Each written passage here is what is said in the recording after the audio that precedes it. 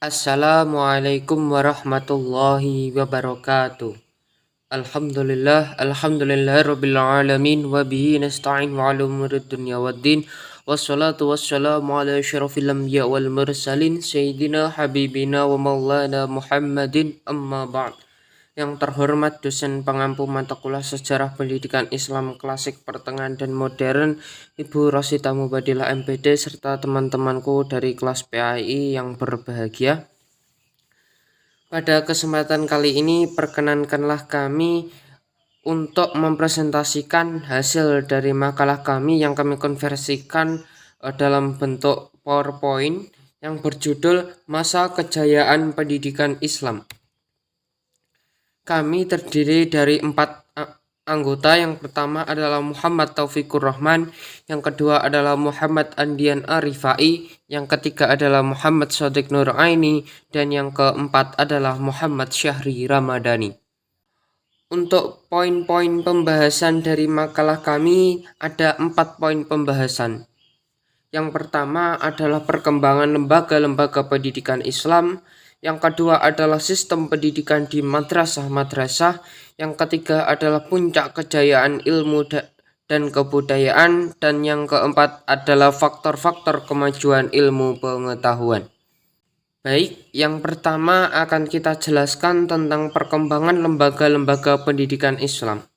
Proses pendidikan Islam yang terjadi pada masa awal sampai masa kejayaan mengalami lika-liku perubahan, mulai dari pendidikan yang berorientasi hanya pada dakwah Islamiyah berupa penanaman akidah dan keimanan sampai menuju pengembangan ilmu-ilmu pengetahuan yang beraneka ragam. Hal tersebut juga selaras dengan lembaga pendidikan yang ada, yang dulunya hanya sebatas berada di masjid hingga berkembang dengan munculnya berbagai institusi-institusi pendidikan. Beberapa institusi pendidikan yang muncul di sini antara lain adalah yang pertama adalah Al-Qusur. Al-Qusur di sini merupakan pendidikan anak di istana-istana. Nah, pendidikan anak di istana ini berbeda dengan pendidikan anak pada umumnya. Di istana, metode pendidikan dasar ini dirancang oleh orang tua murid sendiri, yaitu oleh para khalifah dan pejabat agar selaras dengan tujuannya, sesuai dengan minat dan kemampuan anaknya. Dan lembaga pendidikan yang kedua adalah Al-Kutab. Tujuan utama dari keberadaan Al-Kutab adalah sebagai tempat menghafal dan mengajarkan Al-Quran beserta penulisannya. Ketika peserta didik telah memiliki pengetahuan yang baik tentang Al-Quran, maka selanjutnya mu'alim Al-Kutab tersebut mengajarkan mereka ibarat-ibarat dalam ilmu nahwu dan ilmu bahasa lainnya. Terkadang juga diajarkan ilmu hitung, sejarah, dan hal-hal yang terjadi pada bangsa Arab dahulu kala. Dan lembaga pendidikan selanjutnya adalah Hawanit Al-Waraqin. Hawanit Al-Waraqin merupakan sebuah toko buku. Sejak permulaan Daulah Abbasiyah, toko-toko buku digunakan sebagai agen komersial sekaligus sebagai center of learning dan ini telah bermunculan. Tetapi pada saat bersamaan, toko tersebut juga difungsikan sebagai pusat diskusi tentang berbagai karya sastra bagi para cendekiawan dan pujangga. Lembaga pendidikan yang keempat adalah Manazil al-Ulama. Di antara rumah ulama terkenal yang menjadi tempat belajar adalah rumah Ibnu Sina untuk memperdalam dan mempertajam wawasan tentang kitab Asy-Syifa dan Al-Qanun, dan juga rumah Imam Ghazali untuk mengkaji kitab Ihya Ulumuddin. Lembaga pendidikan yang kelima adalah Al-Salunat Al-Adabiyah. Pendirian majelis sastra ini dimaksudkan sebagai tempat khusus yang diadakan oleh khalifah untuk membahas berbagai macam ilmu pengetahuan. Majelis ini bermula sejak zaman Khulafaur Rasyidin yang lazimnya memberikan fatwa dan bermusyawarah serta berdiskusi untuk memecahkan berbagai permasalahan dengan mengambil tempat di luar masjid. Dan lembaga pendidikan yang selanjutnya adalah Al-Masjid dan Al-Jami'. Masjid adalah terma yang digunakan untuk menunjukkan kepada arti masjid yang berukuran kecil sebagai tempat melaksanakan sholat 5 waktu seperti biasa. Sedangkan al-jami adalah terma masjid yang berukuran besar dan memiliki tiang sandaran yang lebar dan luas, di mana tidak hanya sholat 5 waktu saja yang diselenggarakan di dalamnya, tetapi juga sholat Jumat dan 2 sholat Id.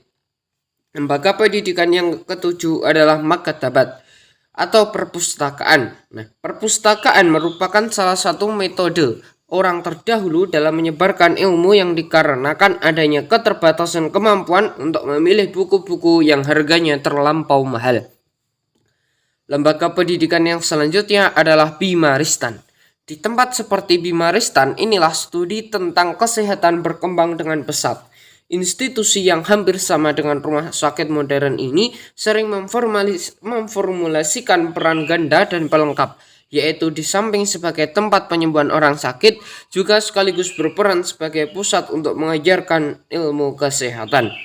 Dan lembaga pendidikan yang terakhir adalah Zawiyah atau Hanakoh. Di antara sekian banyak institusi pendidikan Islam pramadrasah, maka perlu juga mempertimbangkan pusat-pusat kaum sufi yang dalam bentuk tunggalnya disebut zawiyah atau hanakoh.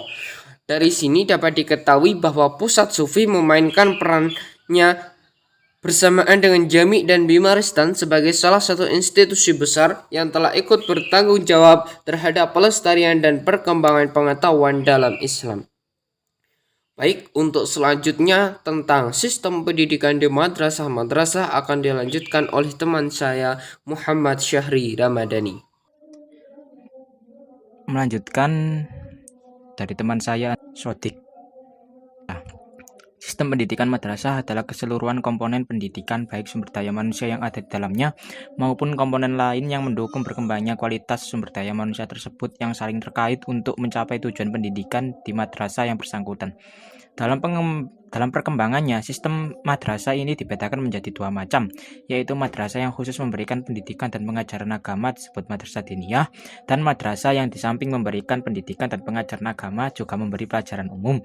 Walaupun terkadang keanekaragaman dalam upaya menggabungkan antara mata pelajaran agama dengan mata pelajaran umum, namun madrasah tetap sebagai lembaga pendidikan Islam yang menjadikan mata pelajaran agama sebagai mata pelajaran pokok atau dasar. Selanjutnya akan dilanjutkan teman saya Andian. Baik, untuk pembahasan selanjutnya yaitu puncak kejayaan ilmu dan kebudayaan. Bidang agama. Di bidang ilmu-ilmu agama, era Abbasiyah mencatat dimulainya sistemasi beberapa cabang keilmuan seperti tafsir, hadis, dan fikih. Hampir dapat dikatakan pada dekade Abbasiyah, kemajuan dalam bidang agama sangat fantastik. Dalam bidang hukum fikih misalnya, telah lahir 4 corak mazhab, yaitu mazhab Hanafi, Syafi'i, Hambali, dan Maliki. Bidang sains dan teknologi. Kemajuan yang dicapai oleh umat Islam di era Abbasiyah tidak hanya terbatas pada ilmu-ilmu agama saja, melainkan juga disertai dengan kemajuan ilmu-ilmu sains dan teknologi. Kemajuan yang dicapai pada era ini telah banyak memberikan sumbangan besar kepada peradaban manusia modern dan sejarah ilmu pengetahuan masa kini. Bidang filsafat. Sebagai bias dari penerjemahan bahasa Yunani, maka melahirkan filosof muslim seperti Al-Kindi, Al-Farabi, Ibnu Sina. Dari kajian-kajian filsafat yang memadai inilah melahirkan ilmuwan-ilmuwan Islam yang populer, seperti ilmuwan astronomi yang menemukan astrolabe yang merupakan alat pengukur ketinggian bintang yang ditemukan oleh Al-Farazi. Selanjutnya, bidang pendidikan. Sebelum dinasti Abbasiyah, pusat kegiatan dunia Islam selalu bermuara pada masjid. Masjid dijadikan center of education. Akan tetapi pada masa dinasti Abbasiyah, mulai dilakukan adanya pengembangan keilmuan dan teknologi diarahkan ke dalam ma'had. Bidang kedokteran. Pada masa dinasti Abbasiyah, ilmu kedokteran atau pengobatan dapat dikatakan cukup berkembang pesat. Ini ditandai dengan berdirinya sekolah kedokteran tingkat tinggi di Horan, Syria. Pada masa ini pula, muncul ahli-ahli kedokteran seperti Ibnu Sina, Al-Razi, Jabir, dan Yohana Ibnu Maskawi. Bidang seni dan arsitektur. Pada masa ini, kebudayaan seni dan arsitektur mengalami kemajuan pesat. Pada masa ini, istana-istana menjadi media menuangkan lukisan dan dekorasi, baik bagian dalam maupun luar. Ciri dekorasi pada masa ini adalah dekorasi yang terbuat dari bahan gips yang menutup bagian bawah dinding istana-istana, seperti ditemukan oleh para penggali reruntuhan kota Samara. Baik, untuk pembahasan yang selanjutnya akan dilanjutkan oleh Saudara Muhammad Taufikur Rahman. Baik, yang terakhir adalah faktor-faktor kemajuan ilmu pengetahuan. Faktor-faktor yang mendukung kegemilangan ilmu pengetahuan yaitu faktor internal dan faktor eksternal. Yang pertama yaitu faktor internal. Faktor internal adalah faktor dari dalam ajaran Islam itu sendiri, yang mendorong manusia untuk menuntut ilmu dan mengembangkan ilmu pengetahuan. Sedangkan faktor eksternal terdiri dari yang pertama yaitu akulturasi kebudayaan. Adanya intervensi peradaban Yunani, terutama bidang ilmu pengetahuan dan filsafat ke dalam Islam, merupakan cikal bakal yang sangat potensial untuk berkembangnya pendidikan dalam Islam. Yang kedua, munculnya usaha penerjemahan ilmu pengetahuan ke dalam bahasa Arab. Usaha-usaha penerjemahan ini timbul karena adanya kemauan yang kuat dari pihak penguasa untuk mentransfer ilmu pengetahuan dan filsafat dari Irak, Syam, Persia ke dalam bahasa Arab. Dan hal ini mendapat respon yang baik dari masyarakat, terutama orang-orang yang ahli menerjemah. Yang ketiga yaitu maula atau mawali. Maula atau mawali adalah orang-orang yang baru masuk Islam, bukan dari keturunan Arab atau bekas budak. Mereka ikut membentuk Abbasiyah dalam merebut kekuasaan dari Daulah Bani Umayyah. Yang keempat adalah adanya perhatian pemerintah terhadap kemajuan ilmu pengetahuan. Pemerintah atau khalifah mempunyai perhatian yang besar terhadap kemajuan ilmu pengetahuan. Salah satu faktanya yang penting dalam sejarah Islam adalah bahwa peradabannya tumbuh subur hanya jika ia berada di bawah pemerintahan yang stabil dengan kebijakan ilmu pengetahuan yang mendukung. Yang kelima, tersedianya fasilitas-fasilitas yang mendukung, seperti perpustakaan, lembaga penelitian, buku-buku, dan lain-lain. Yang keenam, stabil dan majunya ekonomi. Pada masa kegemilangan Islam, tumbuh subur jalur-jalur perdagangan dunia yang dikuasai oleh kaum muslimin dan juga hasil-hasil keuntungan perdagangan merupakan kekayaan yang berdampak bagi kemajuan ilmu pengetahuan. Dan yang terakhir yaitu minat masyarakat yang tinggi dalam menuntut ilmu.